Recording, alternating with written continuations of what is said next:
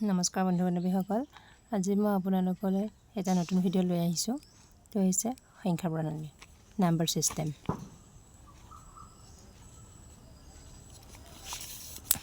Number system বুলি ক'লে প্ৰথমতে আহে স্বাভাৱিক সংখ্যা মানে নেচাৰেল নাম্বাৰ কাক বোলে গণিবলৈ ব্যৱহাৰ কৰা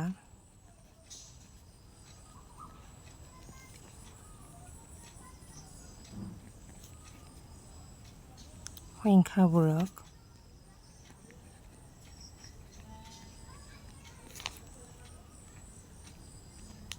স্বাভাৱিক সংখ্যা বোলে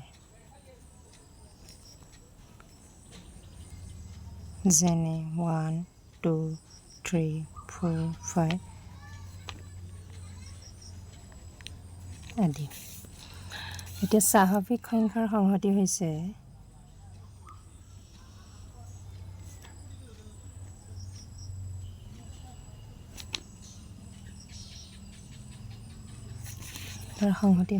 n এনেৰে বুজোৱা হয় স্বাভাৱিক সংখ্যা 1 2 3 4 তাৰপিছত আহিব পূৰ্ণ সংখ্যা কাক বোলে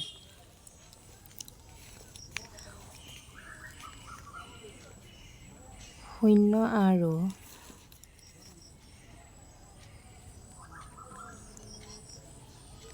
স্বাভাৱিক সংখ্যাক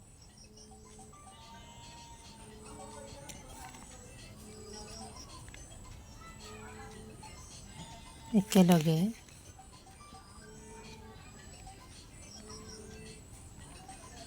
পূৰ্ণ সংখ্যা বোলে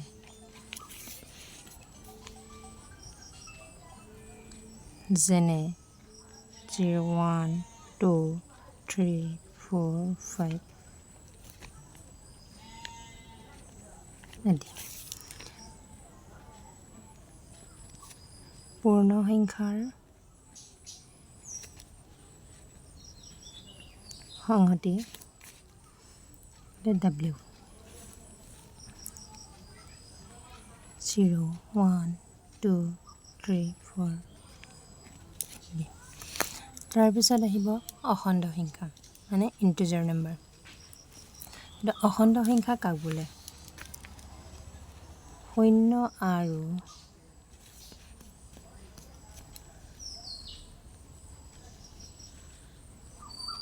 স্বাভাৱিক সংখ্যা আৰু সিহঁতৰ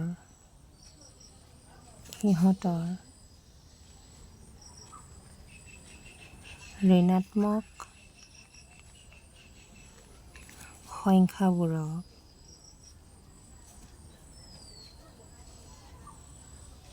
একেলগে অখণ্ড সংখ্যা বোলে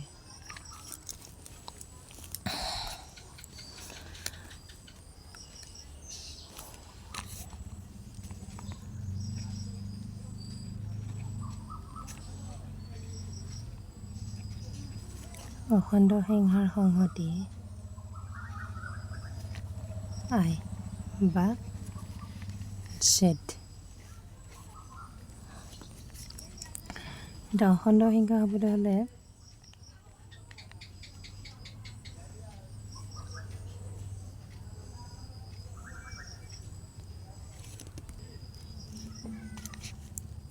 -3 -2 -1 0 1 2 3 4 এইফালে অসীমলৈ যাব আৰু এইফালেও অসীমলৈ যাব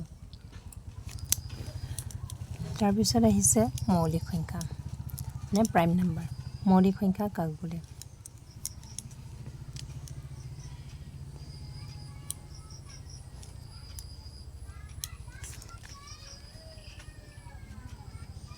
যিবোৰ সংখ্যাৰ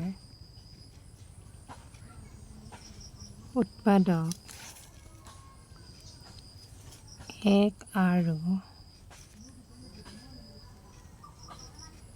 সংখ্যাটো নিজেই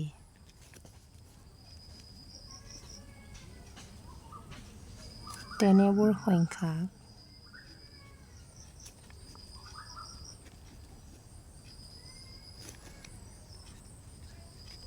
মৌলিক সংখ্যা বোলে।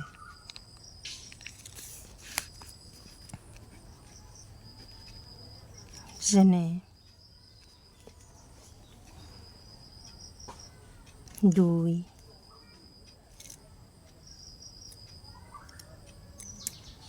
3 5 7 11 13 17 ইত্যাদি। তাৰপিছত আহিব যৌগিক সংখ্যা মানে হৈছে কম্পজিট নাম্বাৰ। এতিয়া আহিল যৌগিক সংখ্যা কাক বোলে।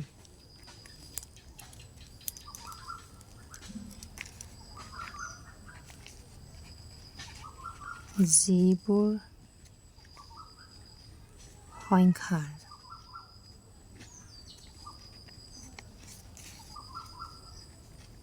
উৎপাদক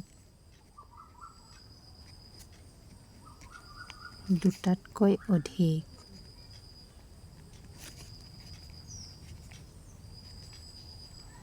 তেনেবোৰ সংখ্যাক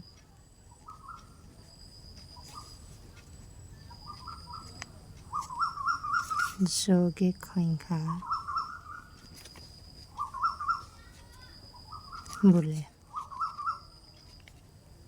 যেনে 4 6 8 9 10 12 ইত্যাদি।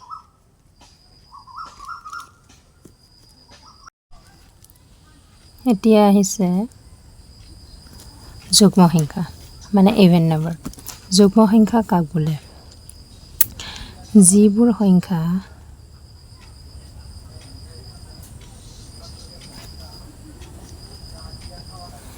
দুইৰে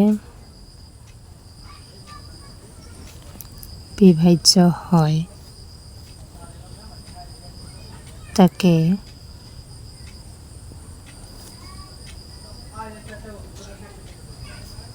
যুগ্ম সংখ্যা বোলে। যেনে 2 4 6 8 ইত্যাদি। এতিয়া 2ৰে বিভাজ্য মানে হৈছে 2ৰে সম্পূৰ্ণ হৰণ যোৱা। চ' এতিয়া 2টো আমি কিহেৰে হৰণ কৰিব পাৰোঁ। 2ৰে 2 1 গুণ 2 তলত 0 ৰৈছে মানে সম্পূৰ্ণৰূপে হৰণ গৈছে। তাৰপিছত আহিল তোমাৰ 4টোক আমি কিহেৰে হৰণ কৰিব পাৰোঁ।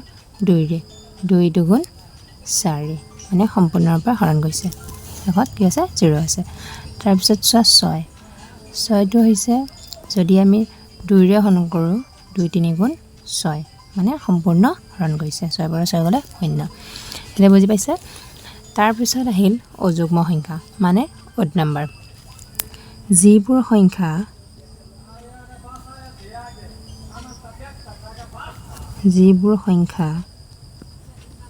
দুইৰে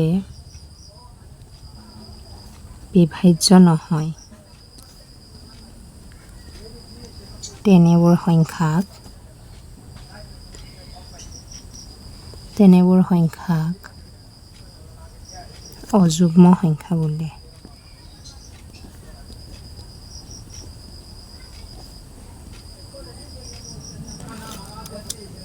যেনে 1 3 5 7 ইত্যাদি।